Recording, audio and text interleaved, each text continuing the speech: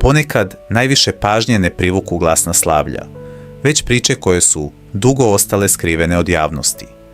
Upravo tako je i sa Srđanom Predojevićem, koji je konačno progovorio o svom tajnom vjenčanju i otkrio detalje koji su godinama budili znatiželju. Njegove riječi odmah su izazvale interes publike, jer iza ove priče ne stoji samo ljubav, već i diskretna odluka da jedan od najvažnijih trenutaka u životu sačuva daleko od reflektora. Zašto je baš ovu vijest držao u tajnosti i zbog čega javnost sada ponovo govori o njegovom braku? Prije nego što je njihovo vjenčanje u Parizu privuklo pažnju javnosti, Srđan Predojević i Mirjana Lazarević već su godinama gradili zajednički život daleko od velike medijske buke. Prema pisanju srbijanskih medija, njih dvoje su bili zajedno oko 6 godina prije nego što su krajem 2014. odlučili da svoju vezu i formalno ozvaniče. U tom periodu nisu bili samo zaljubljeni partneri, već i porodica koja je već imala 2 djece, sina Stefana i kćerku Sofiju. Upravo ta činjenica daje njihovoj priči posebnu težinu. Za razliku od mnogih poznatih parova koji prvo organizuju glamurozno vjenčanje, a tek potom započinju porodični život, kod Srđana i Mirjane redoslijed je bio drugačiji. Oni su najprije izgradili dom, postali roditelji i naučili šta znači svakodnevni život u dvoje, sa svim obavezama, kompromisima i izazovima koje porodica nosi. Tek nakon toga došao je trenutak da i pred zakonom izgovore sudbonosno da. Mediji su još ranije bilježili da je Srđan govorio kako on i Mirjana žele brak, ali da su im planove stalno odgađale trudnoće i porođaji. U jednom ranijem intervjuu istakao je da oboje žele da njihova djeca odrastaju u zajednici, koju su i zakon i crkva ozvaničili, što pokazuje da ideja o braku kod njih nije bila prolazna niti površna, već nešto o čemu su ozbiljno razmišljali godinama. Baš zbog toga njihova veza nije djelovala kao još jedna estradna priča zasnovana na trenutnom zanosu.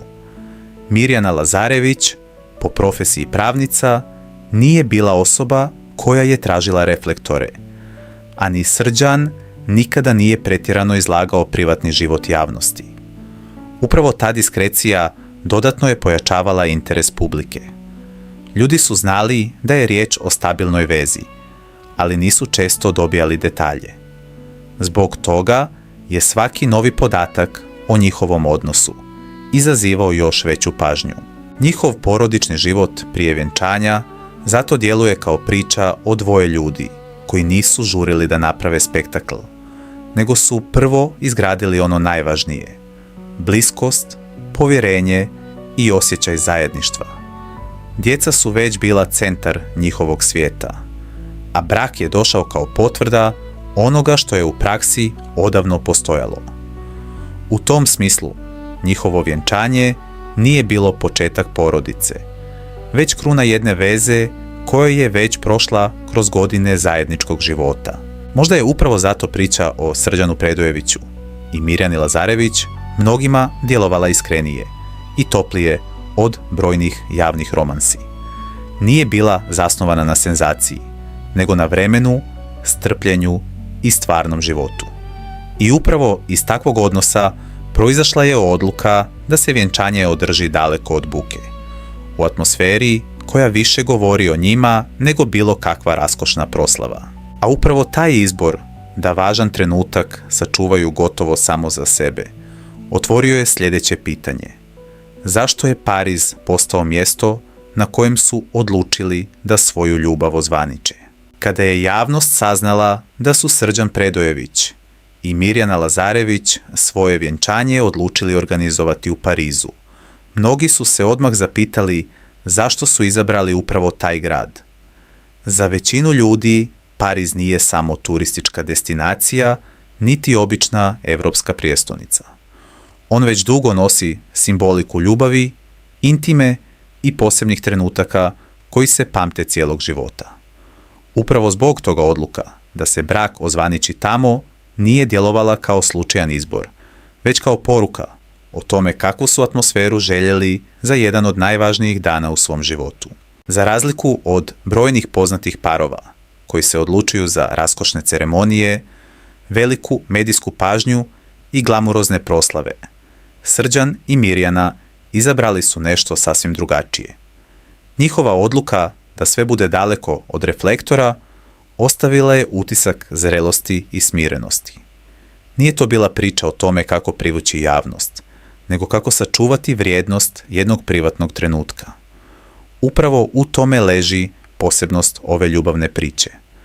Pariz je za njih postao prostor u kojem su mogli biti prvenstveno muž i žena, a ne medijski zanimljiv par pod budnim okom javnosti. U simboličkom smislu, Pariz je bio savršena pozornica za takvu odluku.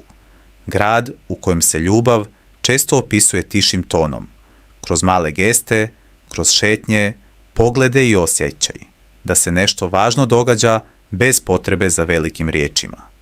Takav izbor odlično se uklapao u način na koji su Srđan i Mirjana godinama gradili svoju vezu.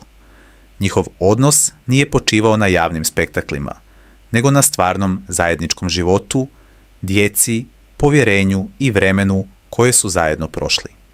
Zato je i samo vjenčanje moralo imati isti ton, diskretan, elegantan i duboko ličan.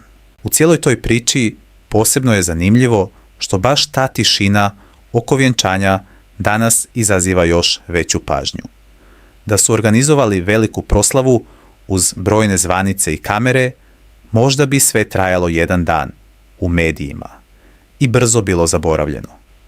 Ali činjenica da su svoj veliki trenutak sačuvali gotovo samo za sebe učinila je da interesovanje traje mnogo duže. Ljudi prirodno žele da saznaju više o onome što nije bilo izloženo svima. A kada je riječ o poznatim ličnostima, svaka doza diskrecije dodatno povećava znatiželju. Pariz je zato u ovoj priči više od mjesta održavanja vjenčanja. On postaje simbol njihove odluke da ljubav ne pretvore u predstavu.